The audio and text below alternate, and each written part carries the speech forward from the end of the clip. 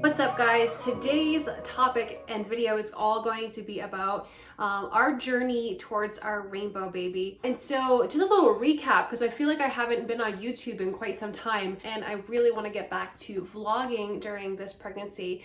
But let's go ahead and recap all that you have missed. So the last time you might have saw me was shredding for the wedding. I got married, we got married May 27th, 2017.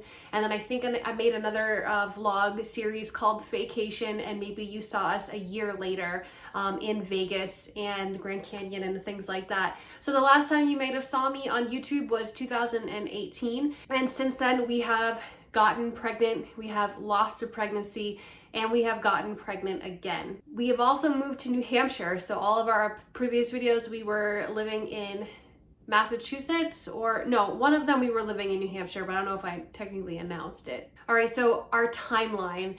We got pregnant right before Thanksgiving. I think I took my pregnancy test the day after Thanksgiving, and it was a positive pregnancy test. We were so excited, being our first pregnancy, being someone who works with the pre and postnatal population. Like, my life revolves around birth and pregnancy.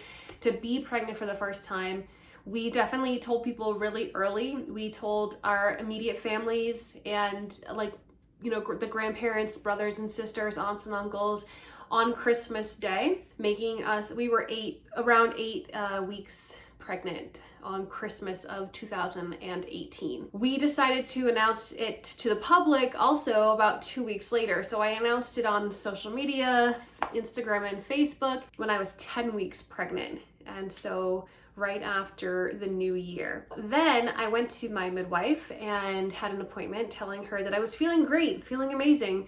And she was kind of like, I don't know if you should be feeling so good, girl, at 10 weeks pregnant. So she had me go in for an ultrasound. And I went in for an ultrasound around January 5th, I believe it was. And they told me in that room that they could not hear a heartbeat. And I have to say, if you ever have to go into an ultrasound, bring your significant other with you, because I did it alone. And I think it was because I just needed to get it done right away. And I didn't care what Mike's work schedule was, but I definitely regretted that and really wish that he was there, because I had a very big breakdown with this random stranger in that room. Have your significant others with you if you can. I know that currently when I'm making this video, we're in a pandemic, and we're not being allowed to have anyone with us in those appointments, like ultrasounds and stuff. Never mind, some women have already had to birth alone during this COVID-19 crisis. That's a side note. That's for another video. So yeah, I lied. This ultrasound says January 9th. So January 9th, I found out that the baby had no heartbeat via an ultrasound at the Elliott Hospital. And after that, I did my research to figure out how we were going to expel the baby, because it was a missed miscarriage, which means that the body had not yet recognized that the baby had passed. So there was no bleeding, no cramping, no nothing. And so when that happens, you need to either kind of make three decisions: just wait to naturally miscarriage, have a surgery called a D&C, or also the third option is to take medication to expand and contract your cervix to expel the baby. We had a second ultrasound for a second opinion, and also the second place that I went to get my medication, I decided to go the medication route. They required a second ultrasound just to verify. And so this is the image of our first baby August, because the baby was due in August. This was on January 14th.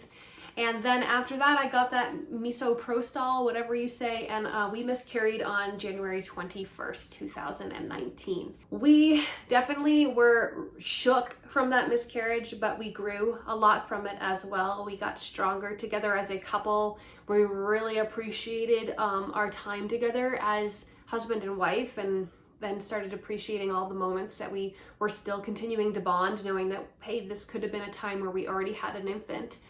So we got some time, right? So let's fast forward. We weren't ready to get pregnant again until August of 2019. And we started getting pregnant. We started trying to get pregnant, and we started to get really disappointed every single month that we would not get pregnant. I even remember there being a month that I thought I was pregnant, and I peed on a stick, and I I saw that very, very faint line, and I peed on another stick from the same exact box, got that another very, very faint line, and I was like so excited, and I like told a couple of my close friends, and obviously my parents too.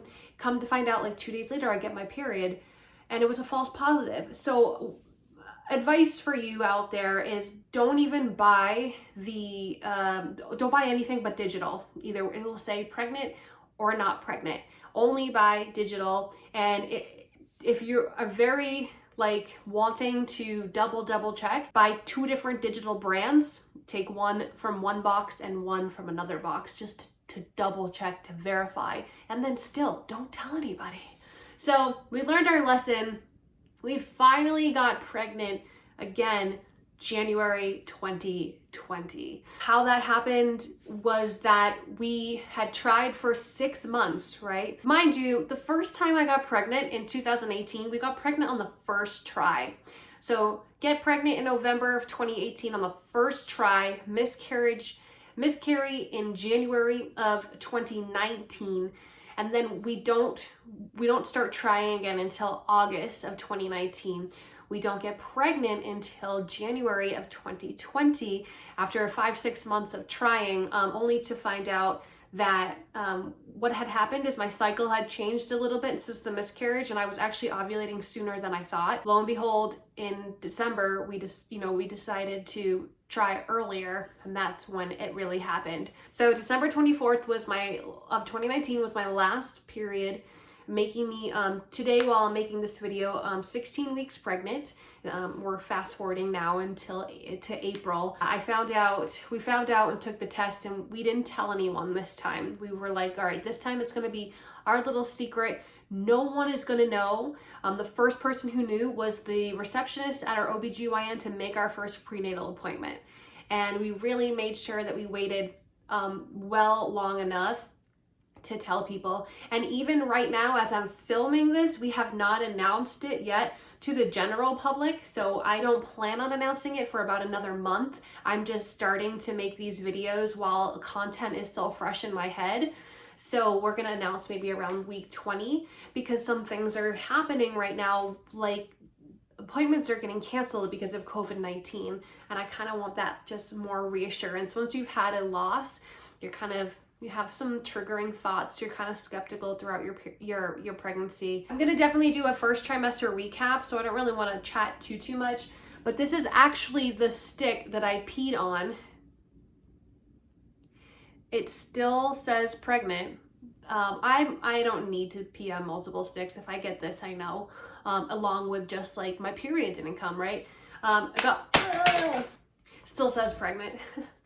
So we found out in January. We didn't tell our parents or anything like that. Pregnancy brain until we were about 8 weeks again, but still haven't announced it to the public. We got our first ultrasound at 12 weeks, so we definitely have got a lot further than our first pregnancy. Super excited about that. So this one was going to be a quick one. I knew that anyways. If you are someone you know is suffering from a pregnancy loss, my heart goes out to you. I know how hard that can be. And if you did want some more resources, I do have a blog post where I talk about my experience of taking that medication, and some just things that people don't tell you. But I definitely encourage you to don't give up, to keep on trying once you feel like you're ready. And even if you don't feel like you're ready for years after a miscarriage, that's totally fine. Take as much time as you need. Thank you, everyone. Join me next time for a recap of trimester 1.